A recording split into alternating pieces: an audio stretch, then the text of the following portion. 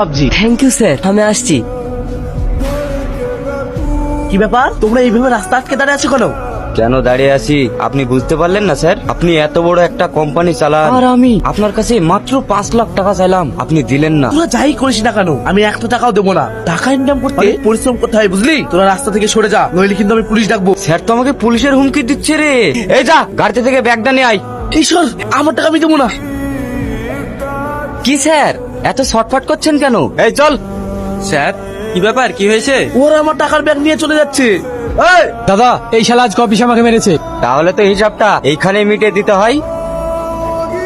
Sir, এই নিন আপনার ব্যাগ। সত্যি তোমরা দুই বন্ধু আমার মন জয় করে নিয়েছো। তোমাদের এই উপকার আমি জীবনে ভুলবো না। আরে স্যার, এটা তো আমাদের কর্তব্য। যাই হোক সেলিম, আজ থেকে তুমি আমার পার্সোনাল অ্যাসিস্ট্যান্ট। আলিফ, তুমি আমার কোম্পানির ম্যানেজার। সত্যি বলছেন স্যার? হ্যাঁ সত্যি। Thank you sir. Welcome welcome. Driver, তুমি গাড়ি স্টার্ট করো। আর হ্যাঁ, আজকে আমার মেয়ের জন্মদিন, তোমরা সবাই সপরিবারে এসো কিন্তু। ঠিক আছে স্যার। টোটন ভাই, তুই এখানে সিকিউরিটির কাজ করছিস?